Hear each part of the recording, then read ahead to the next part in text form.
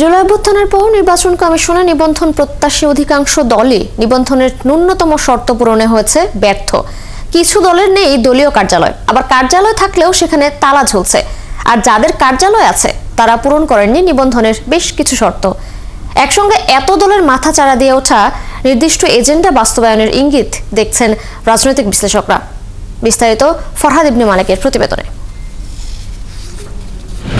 অন্তর্বর্তী সরকার দায়িত্ব নেবার পর নির্বাচন কমিশনে নিবন্ধনের জন্য আবেদন জমা দিয়েছে ৬৫টি দল, যেখানে কমিশনের নিয়ম অনুযায়ী অন্তত ৫০টি দলই পূরণ করতে পারেনি নিবন্ধনের ন্যূনতম শর্ত।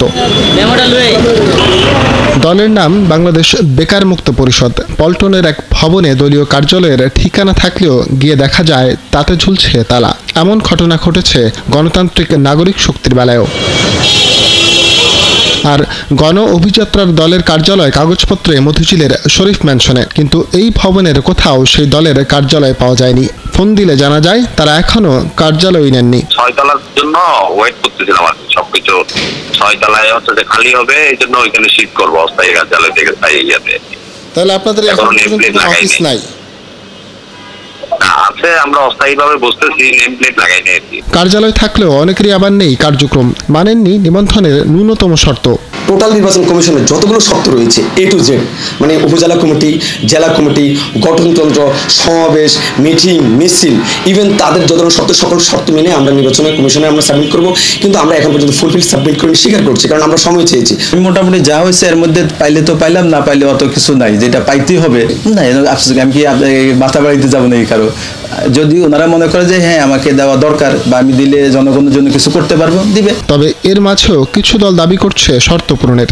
1/3 উপজেলা থাকতে হবে, 1/3 জেলা থাকতে হবে, কমিটি থাকতে হবে, কার্যালয় থাকতে হবে, একটা কেন্দ্রীয় কার্যালয় থাকতে হবে এবং রাজনৈতিক দলের নামে একটা অ্যাকাউন্ট থাকতে হবে। ইনশাল্লাহ আমরা সবগুলো ক্রাইটেরিয়াই ফিল আপ করে নির্বাচন কমিশনে জমা দিয়েছি। 2 নম্বর খ ধারাতে আছে যে বাংলাদেশে যে কোনো জায়গায় আপনার যে 5% ভোট যদি পায় দলীয় প্রতীক দিয়ে, সেই তাকে নিবন্ধন দেবে। আমি তো এই ক্যাটাগরিতে গেছি, 5% ক্যাটাগরিতে। হঠাৎ করে সব দলের নিবন্ধনে আগ্রহী হয়ে ওঠাকে সুনির্দিষ্ট এজেন্ডা বাস্তবায়নের ইঙ্গিত বলে মনে করছেন রাজনৈতিক বিশ্লেষকরা। কোনো কারণে যদি অংশগ্রহণমূলক নির্বাচন নিয়ে যেন কোনো প্রশ্ন না উঠে, সেটা থেকে নিষ্কৃতি পাওয়ার জন্য হয়তো সরকারের কৌশল হতে পারে, গোয়েন্দা সংস্থা দিয়া হয়তো এই দলগুলোকে উদ্বুদ্ধ করতে পারে আর কি। 2 নম্বর হইতে পারে ডিলেইং ট্যাকটিক্স আশ্রয় নিতে পারে নির্বাচনটাকে পিছানোর জন্য। নিবন্ধন পাওয়ার মধ্য দিয়ে এসব রাজনৈতিক দল যেন নির্বাচনকে কোনোভাবে বিতর্কিত না করতে পারে, এ ব্যাপারে কমিশনকে সতর্ক থাকার পরামর্শ দেন তিনি।